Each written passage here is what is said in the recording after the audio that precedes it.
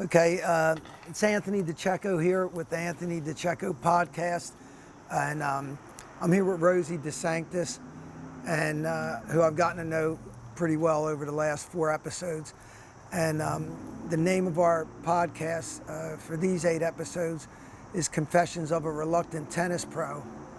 And although we've gone, sideways on some of the topics, I think today we'll probably be talking about tennis a little. Yeah, I actually said last week as the teaser that we were going to talk about some of Anthony's skirmishes with the law, but we decided we needed to get back to tennis.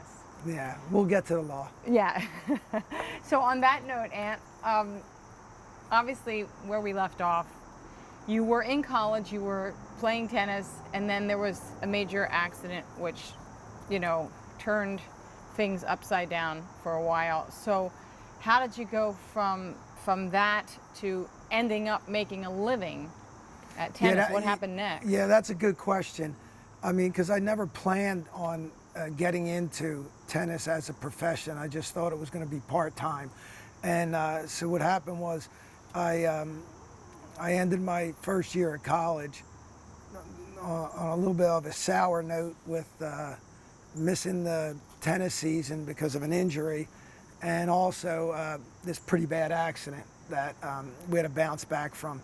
And so I decided to take a year off, and I got a job at a water bottling factory, which is funny because there's one of the songs that I like by the Kinks called "Working in a Factory," where Ray Davis likens, he compares playing in a band to working in a factory. And also my father was a plant manager where they made catalytic converters and actually had a line similar to what we had at the water bottling factory. So there were a lot of connections to working in a factory. And I'll tell you, it's one of the things, it's one of the best things that I ever did in my life. And I only did it for a short time, maybe like a little over a year. But so it's Why really, was it one of the best things that you ever did? well, there's a lot of reasons. It's right here in Chester County, and almost all of the spring water that everybody gets at the supermarket comes from Wissahickon Creek. Okay. And people probably don't know that. And the only difference is the purification and maybe the number of labels on a bottle, Deer Park being one of the famous ones. And so there were so many things to learn, so many lessons to learn. And so I went to the factory, there's a foreman, and I quickly found out that, this wasn't gonna be like the most educated people working here. And the trick was to try to kill a 7-hour shift. And it was so against what I normally like to do, which is to, excel and do something. Well, not only that, I'm sorry to interrupt you, but it seems to be against kind of the way you live your life, because you don't just get up with the intention of killing a day. Right. You want to be productive, you want to contribute, you want to create. So that had to be difficult, even if you didn't realize it right off the bat. What were the conditions like there? So when I went, there was no music, no radio, no anything. And in the summer, it was hot. In the winter, it was freezing cold. And what you would do is, if you had a bottle of water that didn't meet the specifications, somebody would throw it on the ground. And so you'd be, 2 inches deep in water at the end of the day, either freezing or just drenched. And then you had to take all the labels off and recycle the bottles. So that was a whole job in and of itself. At the end of the day, you had to use an X-Acto knife to cut things out. And there were just a lot of things that I thought common sense-wise we could change. So the first thing we did was bring in... Did you work there by yourself? Well, I actually got my brother a job there too, okay. which, was trouble, because now you had 2 guys that thought, we could make the place like a cool place. You upgraded. Yeah, we upgraded, and I had some pushback, but so we did things like, the foreman did like Frank Sinatra, so we played Frank Sinatra, and I love Frank Sinatra, so it didn't bother me. So we would play Frank Sinatra, and then we started to figure out there were 4 people on the line plus a foreman, and so what we would do is try to eliminate some of the jobs, which is another thing that's, you know, counter to what they like to do. And so what we found out that we could do 2 jobs at once, and we could let people go sit out by the creek and, you know, do whatever they do. If they wanted to smoke, have a smoke, or whatever they wanted to smoke. And then we instituted some wiffle ball games at lunchtime, so we got some activity, you know, because I was always in the sports, so we did some of that. And one of the big things was we stopped throwing stuff on the ground and started keeping the place neat and clean. So at the end of the day, it was completely dry. There wasn't one drop of water. And you know, there were little ways to, like, not, it wasn't too sophisticated to make the place a nice place. And then we started setting some records for how many bottles we could fill in a shift, and you know, and then that didn't make the foreman happy, because I was just going to ask, how did he respond to these changes? Well, I always thought it was like that movie with Paul Newman, Cool Hand Luke, when they were on the chain gang. And what happened was, if they were able to get the job done faster, they could rest. So if it was, they were going to be out there for 6 hours, but if they got it done in 3, they had 3 hours rest. So they just went so fast. And that's what I thought we would do. And then we would rest. But that only lasted, the euphoria only lasted a couple of days. And then it got to, now we got to slow down again. You know, I thought it was like, we're going to set some records. And there was a guy that looked like Thurston Howell III from Gilligan's Island that worked with Nestle Company, which did Deer Park. So he was the top he was the top of the food chain. And when he came out, he always asked for my brother and I to help him. So we did have like an oasis with him, because he would always, you know, he would sort of encourage us and pick up on how quick and smart we were and how well we liked to do the job. But within the factory, we didn't get that much. And actually, one of the funny things is we had a kid who would call off like 2 or 3 days a week, and we ended up picking him up. And I remember, because I wasn't a morning person at that time. I was young, 20 years old, and I would stay up late and drink and do whatever I was doing at that time. And then, so I was a little grouchy in the morning, but we didn't want to work without him for the shift, for the day. Then the foreman would have to work, and he'd be cranky. So we would go into his house, and I remember his mother used to just hold the door open for me, and I would go straight from my car, straight back to his room, drag him out of bed, put him in the car, drive him to Wawa to get him breakfast, and then we got him. So we would do that kind of stuff, and that's pretty much what working in a factory was. And I quickly knew that I didn't want to stay. so the next thing, well, yeah. Were you proud? I mean, you had mentioned you were proud of. Yeah, it was still a success, and there were still so many things to learn from that, and so many stories I could share with my dad, who worked in a factory. And so it was definitely a positive experience. I mean, I do have a way of sort of rearranging the past, where I don't seem to remember the negative stuff, and I do remember a lot of the positive stuff. Now, I know there were some, you know, altercations and fights, and, you know, I mean, it wasn't like, you know, a job that people love to go to. Right. So there was some tension, and but I remember it as learning a lot. And yeah, I was going to say, what was the takeaway from yeah, the that? biggest takeaway was, you know, I didn't want to work in a factory for the rest of my life. Okay. So it was time to move on at some point. And that's when I decided maybe I'll go back to school. I mean, they were, you know, calling us college kids anyway. We just happened to be off. Were you playing tennis, continuing to play tennis during this time? Yeah, I did play tennis all during this time. And Bill Renfrew, who was a teacher, and he also played tennis. And he, you know, there's a lot of people that claim that they got me started in tennis.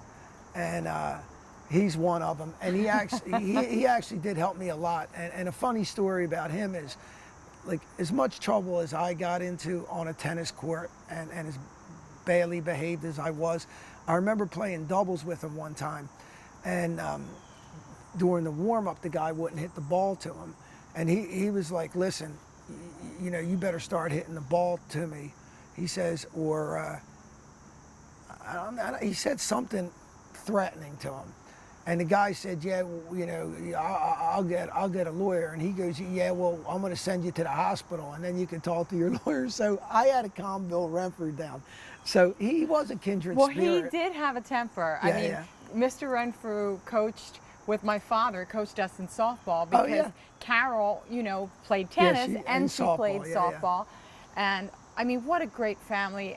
He helped so many young athletes, well, so many young students, but he just really cared. He got involved. Yeah, he did care a lot. And, you know, he had the knee problem.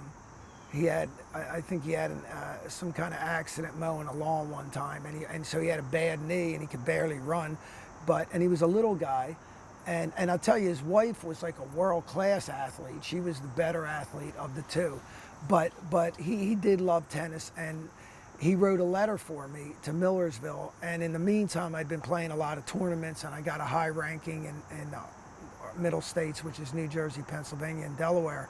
And I was able to get half of a scholarship to Millersville, where they gave me, I paid for my room, they paid for my school, and then they gave me a nice job in the student center. So it was like the prestige job to have. Did you enjoy Yeah. Millersville? Yeah, I loved Millersville. Millersville was a lot of fun. We had a lot of characters on the team, a lot of people from West Philadelphia on the team, and they were just funny.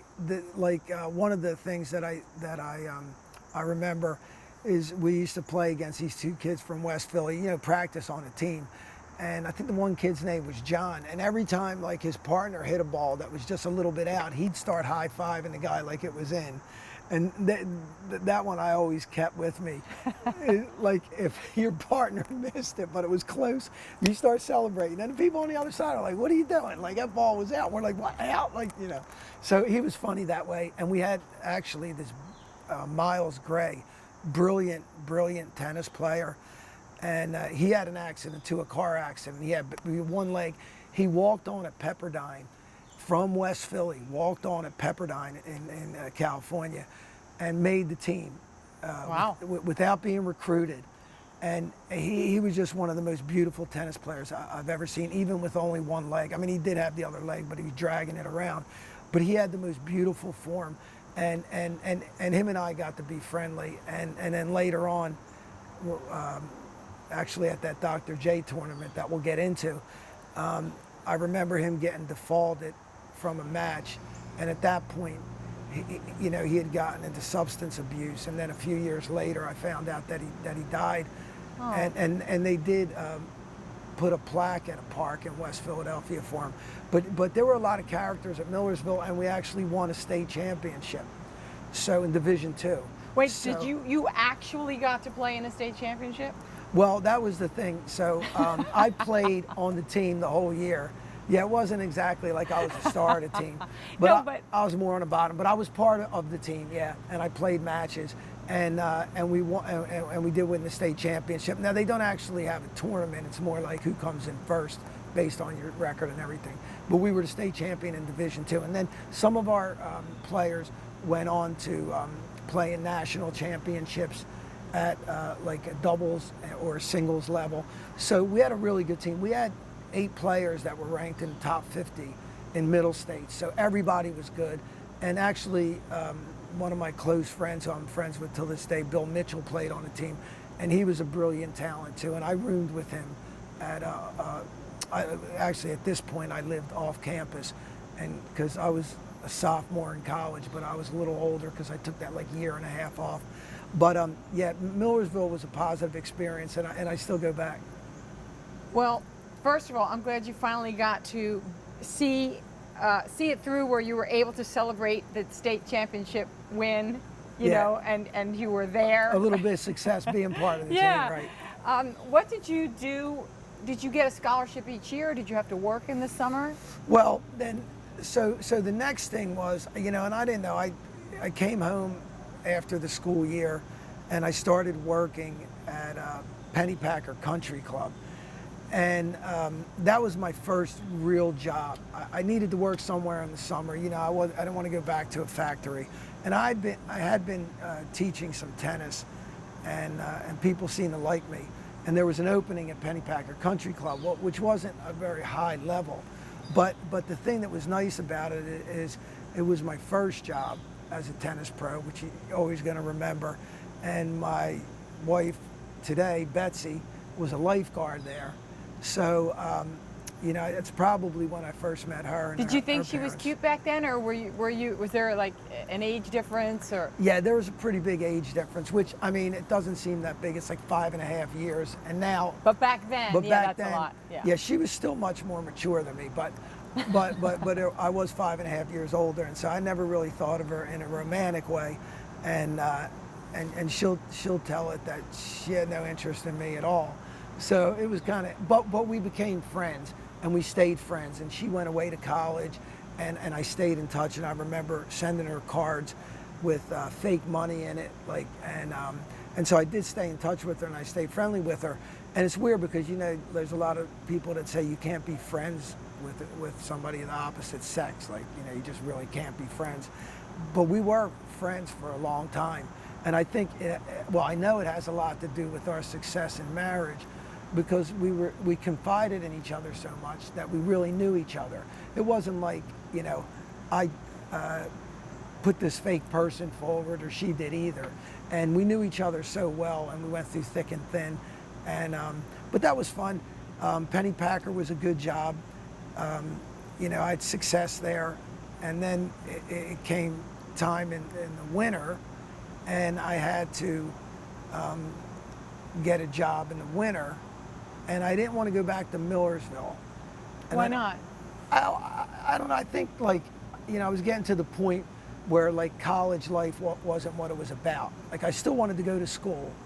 And, you know, I love Villanova, always followed Villanova. In fact, the year I was at Millersville, Villanova finally won the national championship with Raleigh Massimino. Right, That was 1980. when they beat Georgetown. Yeah, they beat Georgetown. And so for somebody that had watched every game since they were like 8 years old, who'd been to the Palestra numerous times with my grandfather and my brothers, and I just, like, I mean, it was emotional for me when they won. And because when you're a fan and you follow, like, religiously these teams, when they finally win, it's just so huge for you. And they won while I was at Millersville. And so when I came home, I was like, you know, I always wanted to go to Villanova. So, and at this point, you know, not unlike Westchester, where I didn't do that well in school, I did well. I mean, my problem was never the intelligence end of it.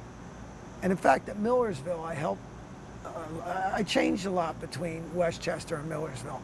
I got good grades. I lived in an apartment off campus that was really nice. We entertained a lot, had a lot of parties that were, like, more upscale, not like your college party where the place is trashed. And also, I tutored a lot of kids. I helped a lot of kids. Anthony, do you think, excuse me Yeah. for interrupting, do you think that on some level that accident kind of gave you a different perspective?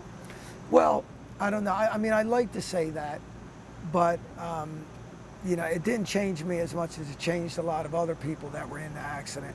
So it may have changed me a little bit. I mean, it's funny because, you know, if I think about it, I'm pretty much the same, but I'm so different. So if you can put it that way, I'm, like, so different as a person on the inside, but on the outside of my personality are pretty much the same as what it was when, you know, I was 10 years old. But, and then I just kept being that way. And I think there was only one sort of time period, which we'll talk about when we get to the law episode, where after getting, you know, sort of reprimanded by so many organizations and people, you know, I did sort of begin to doubt that, you know, who I was who I should be. And but that didn't last too long, and I just went back Right. to Right. being who I'm comfortable being. Yeah. Well, at Pennypacker, you met not only Betsy, but someone else who would Yeah. later. So Joanna Bell, she really helped me immensely. She's just a member of the club that enjoyed tennis, and she was somebody that saw me for the kind of person that I thought I was. She seemed to see it clearer than I did, and she was always supportive of me. And I just talked to her just a couple days ago, and I stayed friends with her, and she's been through everything with tennis addiction, and it started at Pennypacker, and she would just organize things. And I've always been good at getting teams together, and so I put her on my team, and she started organizing round robins and getting people to play, and I just traded like free clinics with her. I didn't charge her, and she helped me out, and so then when it came time for the fall, and we needed a place to go indoors to take people, we ended up at the Downingtown Inn, and I enrolled at Villanova. So I started going to night school at Villanova. I moved back home originally for a little time period, and then the Downingtown Inn was, I think originally might have been affiliated with Mickey Rooney, and I remember, and I know that changed with Tavis, but Right. I know it was sort of the gateway to Lancaster. And people from Philadelphia called it Lancaster, like Yeah, they yeah. don't know or whatever, know how to name it. But there was the Amish country, which was a tourist attraction, and then there was Philadelphia, and there was not much in between. And so about halfway between, about 30 miles, but halfway, the Downingtown Inn was built, and Leon Altimos owned it, and it was a pretty cool place. They had shows, they had prize fights, They had an ice skating rink there too. they had ice skating, Indoor. and they had this sports palace that had bowling alleys, they had a swimming pool, and actually Betsy went and started working there. Was she following you? No, I don't think so. No, yeah, right. She'll be like, no. She wasn't following me. I think every place that we worked together, she actually worked first. And then Oh, I really? came. Okay, you were following But her. maybe I was following her, but subconsciously. But so they had this sports palace that just had 3 indoor courts, and now you would think that they're so precious because people don't build indoor facilities. But it was just a throwaway at the time. Nobody thought of it as a tennis place, and had 3 indoor courts. Half the people didn't know about it. So I started working at Downingtown Inn, and so now I had like a summer job at Pennypacker. So I was sort of a tennis director at a country club, swim and tennis club, and then I went to Downingtown Inn, and sort of was the tennis director there, even though it didn't really have a paying position. I was just teaching and giving my lessons and earning my money that way, and so then I was there for about a year, and it came around to Thanksgiving, and I think it was like maybe the day before, Wednesday, right before Thanksgiving, and people walked up to the door, and I guess some people knew, but some people didn't, but Downingtown Inn closed, and nobody was told. And, that was sort of an ethical thing that, at the time didn't bother me too much because I was living at home, and, I knew I could go back and teach outside in the summer, and I wasn't destitute or anything. I had no family. But at the holidays, for people who did have families, Well, that's the really newspaper terrible. showed up and just happened to interview me and put on the front of the Daily Local, how bad my holiday was going to be. So I had people that were really sympathetic, and it didn't seem to bother me too much, but they made a big deal out of it in the newspaper, so it was kind of funny. And then so I was in a position where I didn't have a job. The 2 jobs I had were not what you call a stronghold in the tennis industry, but I still had 2 jobs, and one in the summer and one in the winter, and I didn't have a job. And so the only tennis club in the area was the Pickering Creek Racket Club, which was now owned by George Cercio, which was now called Lineville Nautilus and Tennis, would become Lineville Sports Club, and eventually become Tennis Addiction.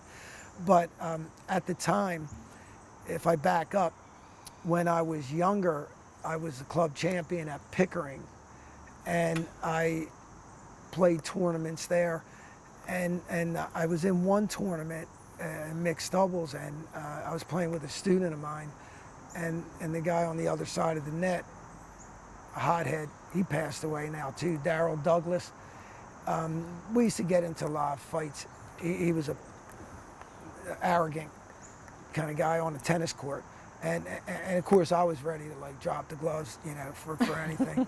So it was the perfect match, you know. Like anytime we get on the court, it'd be like, how much time before we're going to start fighting? And he, in a warm up, he hit my girl in the chest with a shot for no reason. And I was like, so it was bad all the way through. She was, you know, shattered. She couldn't play the match, and we lost. So afterwards, you know, my dad was there. I was talking, you know, like egging him on about like hitting her and like, you know. What did your dad say? Well, my dad usually didn't say too much until it was time to say something. So he was just standing by. He didn't tell me not to talk or to talk more or anything like that. But I guess this guy got tired of it and decided we were going to get into a real fight. And then, and you know, he was a pretty big guy. And I'm not really a fighter. I'm more a fighter in spirit than I am like a professional fighter. So my dad tried to hold me back, and then that's when I started swinging, just because I knew I was being held back, and I was past getting into a real fight. But so George banned me from the club, so I got kicked out of the club. So then we fast forward, and now I'm out of a job, and I'm like, you know, I have all these students, and they need somewhere to go, and we're going into the winter season. So I decided to write him a letter, a handwritten letter, because you know A letter to George, okay, the owner, and you didn't have a cell phone, and you know, and plus I don't know how he would have been if I called him up anyway. But I remember I wrote him a letter, and I knew that he was the kind of guy that thought about money, the bottom line. So I knew if I appealed to that, I'd have a shot. So I wrote this letter, and you know, almost every other line, I reminded him how many students I had and how much money he could be making. And I knew their program wasn't going well. So he got right back to me, and I went in and talked to him, and then that's how I started at Lineville Sports Club. That's how I got a job there. Wow. So you were hired as what there? Were you hired on staff, or were you just, okay, you can use the spot to teach your kids? Well, we went in for like a trial, which to see how things were going to go before signing a contract. And within like 2 weeks, I had to hire somebody, which is when I played a tournament, the Dr. J tournament, and I lost in the semifinals to Wassel Manko, who was a really good left-handed player, and he was living at the beach, and he was in selling mortgages, and I remember I went back, I won the first set, and in the second set it was like 5-all, and I went back and I hit a between the legs shot, and I lost the point. I ended up losing the set 7-5, and then lost the third set 6-3. And he went on to win the tournament, and that was where, you know, he had pictures with Dr. J, and Franco Harris was there. And so I made friends with him, and I said, you know, are you interested in coming to Lineville Nautilus and Tennis, or whatever it was called then? And he said yes, and he's still with us today, Wassel. Wow. And so I hired him right away, and then within like a month, there was Becky Desmond, who we've talked about before as the coach of Downingtown, and who coached against me when we played with Russ Tapper at Coatesville when I was on the high school team, and who wasn't really, you know, fond of me. It's interesting because years later I gave a speech at a tennis conference, and I remember she came up to me afterwards and she said, I had no idea you were like this. And I thought that it was funny because most everybody within 10 minutes of meeting me kind of gets who I am. And not like, you know, I'm that mysterious, but but wear everything on my sleeve. But it took her a good like 25 years or so to figure out who I was. So at this time, she didn't like me that much, and she didn't mind telling everybody that, you know, I was like the party and I like girl. I mean, I don't know what's wrong with that. You know, nowadays it's like people are proud. You know, they're Right, like, hey, right. let's get a drink. You know, yeah, whatever. So at that time, she was the tennis director, and she had one of her students that played tennis for her that was about my age as the tennis pro. And so there was a little bit of touch and go at the beginning. And so what they tried to do was make me the tennis director, and she would work for me. And in turn, that guy would work for me. And I also had Wassel. And that lasted all of like 3 days, and they quit and they left because I don't think she was going to be able to work for me. I mean, she could hardly like, you know, look at me, let alone work with me. Wow, that was kind of intense. So, I mean, she wasn't, you know, like, you know, now I see her and I respect her so much, and you know, she did a lot for tennis, so I don't begrudge her in any way, and I'm sorry that, you know, she didn't figure it out earlier, that it wasn't personal with her. She just happened to be in a position and gotten in the crosshairs, and I was like, well, you know, this is the way I am. So, but anyway, so I went on with Lineville Sports Club. And so now I had a real job. You were the tennis pro there? Yeah, in tennis director. How do you get, like, what qualifications did you need at that time to be dubbed a pro, a tennis pro? Yeah, so we always make jokes out of this. Nowadays, you have to do 1,500 hours of some form of study. You have to be mentored. You have to actually work for a number of hours on the court to be able to become certified, okay, just to be certified. At that time, you know, half the pros weren't even certified, and I wasn't certified because I thought like I was just, you know, people liked me and I was successful, and I'm like, why would I get a certification, right? You know, normal arrogance of a young person.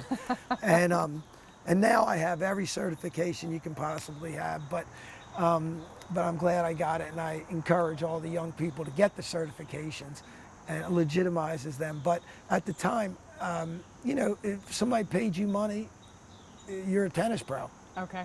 And it wasn't much more than that. And I signed an agreement, sort of a percentage agreement with the club to become the tennis director. And, you know, today, what they would do is when I get a job is they use Tennis Addiction and Anthony's name to put up as like to show everybody that they have somebody good, trusted in the community with a reputation running their program. But at the time, again, I was just like some goofball kid, you know, so I didn't have that going for me. So I had to produce. So what I did was I started the program at Lineville Nautilus and Tennis, and I ran it for 10 years, and it went really well. And then George, he opened another club at the old Marchwood Tavern, or not Marchwood Tavern, at the Marchwood Shopping Center. Right. At the, it was the movie theater there. Mm-hmm. Actually, it was Triple X movie theater at one time. And George, I know somebody told me about that the other day because I forgot all about that. I try to wipe things from my memory. I mean, like I'm not, whatever. At least your selective memory is generally positive, so that's good. Yeah, it's positive. But so he opened another place, and then and at this point, I'd gotten married to Betsy. Yeah, well, we're going to have to backtrack. We'll backtrack to that later, but Yeah. So and she was pregnant with Luke, our son, and I remember George taking me into his office, and his hand was shaking, and he had all these bills, and I was like, and I was like, you know, this is not going to go well because I was probably the highest paid employee / independent contractor, and I thought, you know, if he had to like cut somebody, it might be me. But instead, he asked me if I would buy the club. Now, he didn't own it, he only owned the business.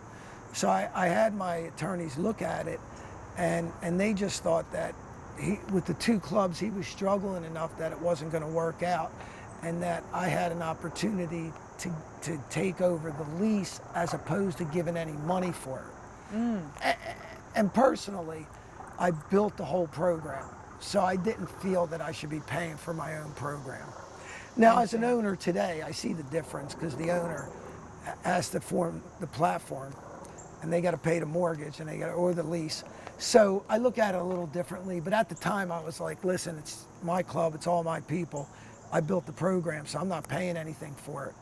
And I went. Well, you probably weren't in a position to do that at that time. I had no money either. That's it. That was the other part. I couldn't buy it.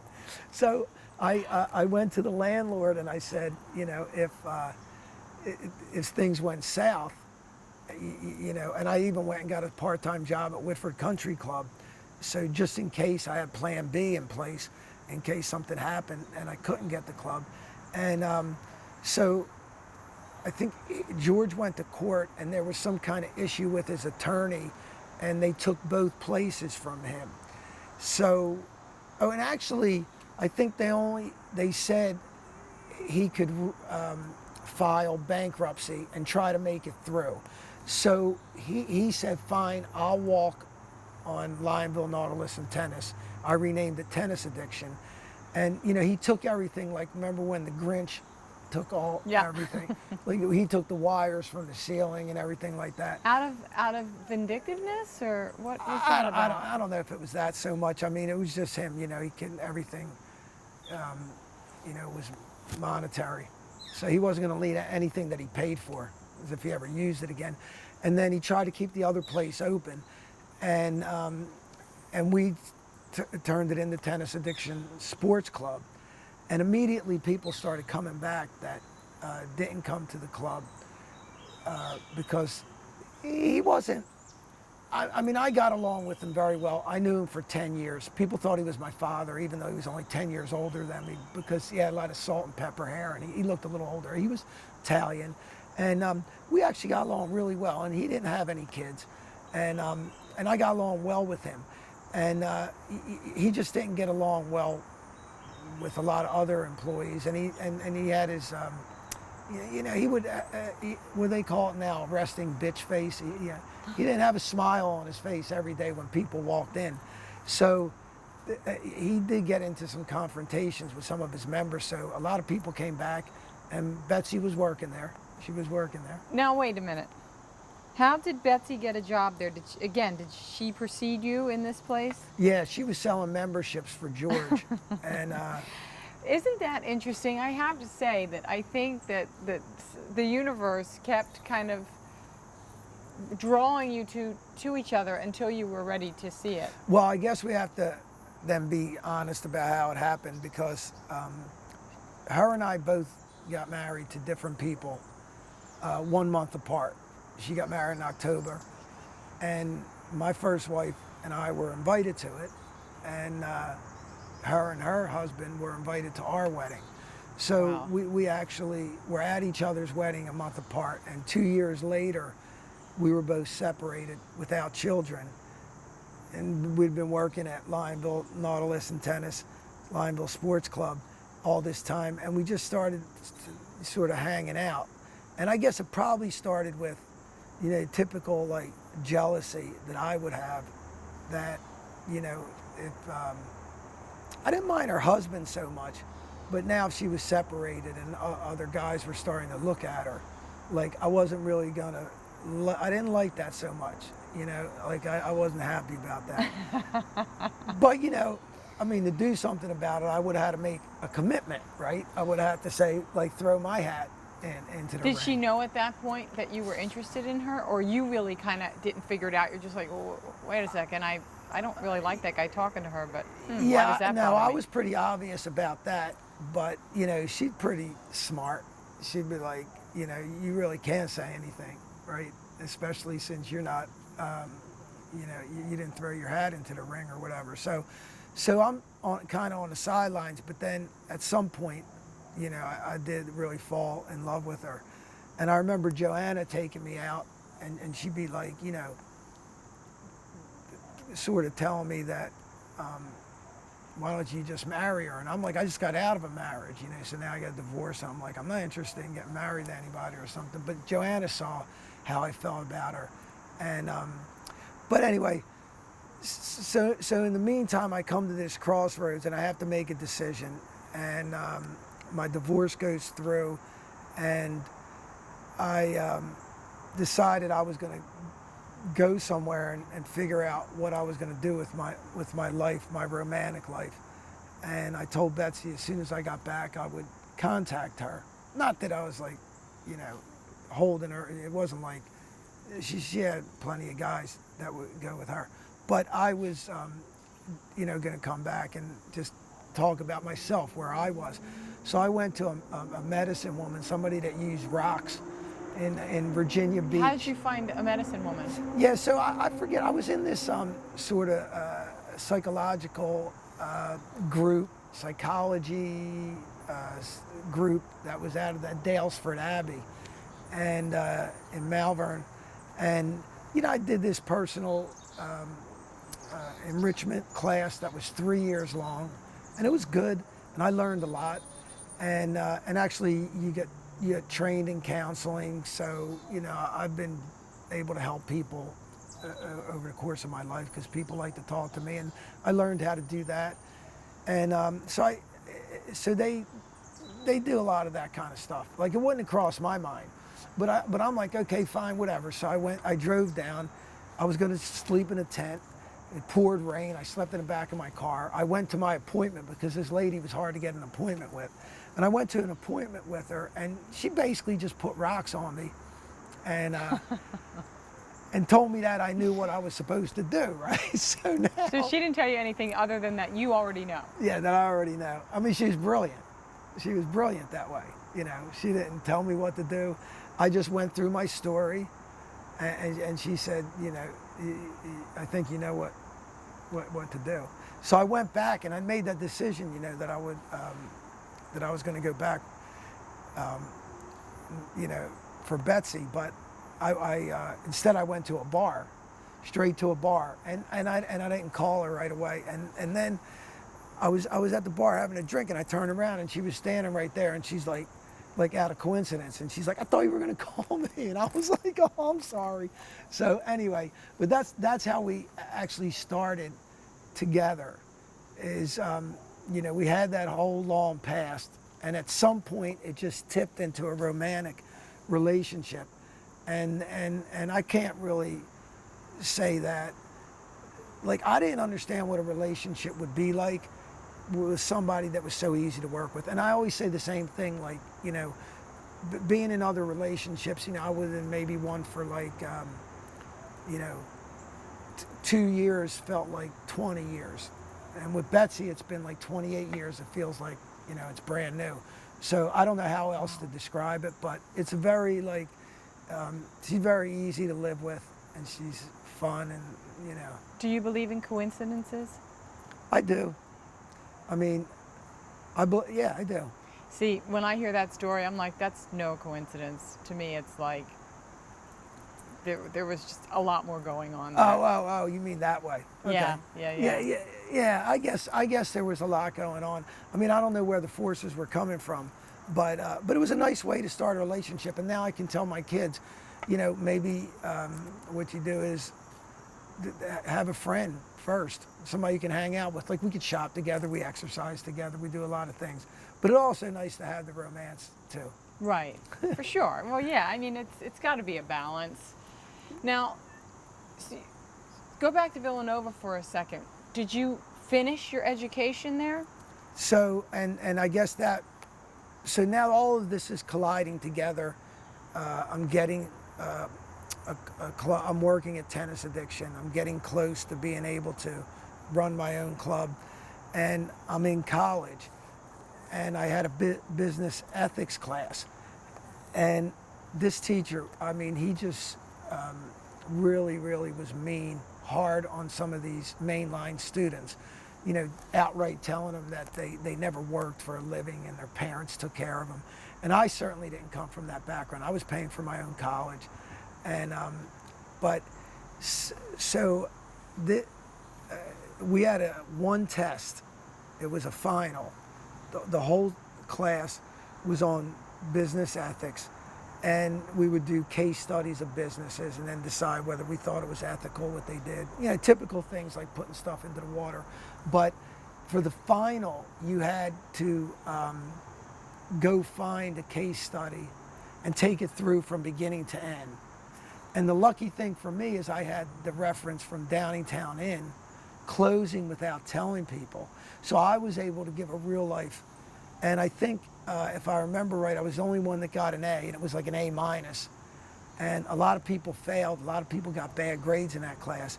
And then it just clicked that day when I had that class. I was like, I don't have the time to spend going to college. It's really going too slow for me, a semester to learn like a lesson that I learned in one day. And I thought, let's skip this college stuff. And, we try to make references in the house like, Steve Jobs didn't finish college, Bill Gates didn't finish college, but that doesn't go over so much. Betsy pulls out her diploma and she actually graduated. Where did she go? She went to Westchester. She went to Madison, Wisconsin, and then she went to Westchester. But so I never did, full transparency, I never did graduate college, and I never did lie on my resume. Not that I'm looking for a job, but that's pretty much how I got into being a tennis pro, through the back door. Wow. So was there a moment that hit you that you said, I can make a career teaching tennis? I mean, even when you took over the club, did it really sink in for you then? No, not really. I mean, I often joke and say that, it happened like 2 weeks ago. That's what I say as a joke, because it's still a work in progress.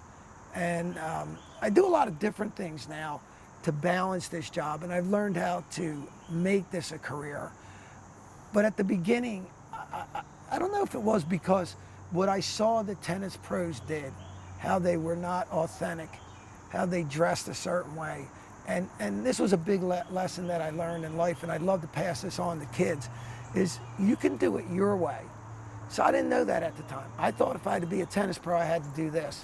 If I had to be a father, I had to do it this way. If I had to be responsible, I had to do it this way. I didn't know that I could be responsible and still look like this. Within the confines of you. Yeah. Yeah. And so now I'm, like they say, comfortable in my own skin. And the truth is, when I got into tennis, I worked at different clubs, and I really didn't feel comfortable. So I built my own community. And so to answer your question, the more I've built my own community and the more I've fleshed it out and the more layers I've added to the working with the charities, being in the community, doing entrepreneurial classes, speaking to kids, writing books, doing a podcast, all these things that I've done, then yeah, I am comfortable now that I'm making a career out of it. And woe to those doubters who in Starbucks who say, are you still doing that tennis thing? Well, that's always funny because, I stick out like a sore thumb. I'm driving around in my convertible and like jumping into the Starbucks. And I run into people that haven't seen me in a few years and they're like, still doing that tennis? And I'm like, I think I'm going to stick with it at this point. Wow. Well, last question, Anthony, and you've probably already answered it, but how does the outlier theme apply to this situation or to Villanova or to your, this journey with tennis? Well, I mean, I'm reminded of it like with every story, because when I went to Villanova, I certainly didn't feel like the normal student there. I wasn't from the main line. My parents weren't paying my way. And I'm sure there are a bunch of people that pay their way through night school and stuff like that. But I was in class with a lot of kids that were like, 2-3 years younger than me because I'd taken some time off. And I was already working, making a living. So I didn't feel like I fit in there. I felt like I was like this person and just like came and visited the campus. And even though I was a student, like what was that one where Eddie Murphy, when he in Trading Places, where they gave him he became the millionaire, Right. and he was stealing stuff, and they were like, no, it's yours. I was like that. I would be walking around the campus of Villanova, never feeling like it was my school, my campus. I felt I was a visitor. And then in the tennis community, I always felt like a visitor. When I started going to tennis conferences and doing this kind of stuff, I always felt like, I was visiting. I wasn't like the tennis pro got up in the morning. They went for the 7-mile run. They wore the baseball cap facing forward. Buttoned up to the top. Yeah, everybody. And they were always like squeaky clean. These tennis pros. They were like all like and so I never felt comfortable that way. Now that I built my own world, it's kind of come full circle, and people have a certain amount of respect for me. And I was talking to my brother about this. Like, I don't know how it happens, but my dad's a scientist, and something with the electrons, that if there's a jump, the quantum theory, if there's a jump, instantaneous things change. So you can change the makeup of a molecule, right, in a split second. And somehow that happened to me. Even though I did this for this so long, it seemed like overnight. And I think that's the way it is with a lot of overnight success, right? It's not overnight. Oh, it's definitely not. Yeah. Definitely not. But I'm glad that you stuck to your guns about being who you are, and that you feel, that you belong now in you. To a certain extent. Well, but always being an outsider does help. You get to look at it from the outside too. well, that's true. So it's a That's little true. technique that I use. That's good. Well, we really will next week talk about the law. Yeah. Talk about what being an outsider is about. Yeah, that will definitely, we'll get into some of that. And thank you for sharing all that, because it's quite remarkable. Because how old were you technically when you took over and named it Tennis Addiction? 37, yeah. I know it seems like yesterday, but if I look at that, that's 23 years ago. Wow. So, yeah, I know, I was 37, and I felt so young at the time. Well, you were. I mean, I think, anyway. I know I was old for having for having my first child.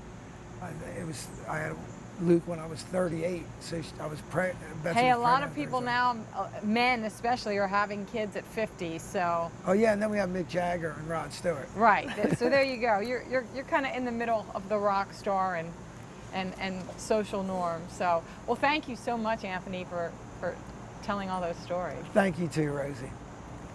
We'll see you next time. Peace.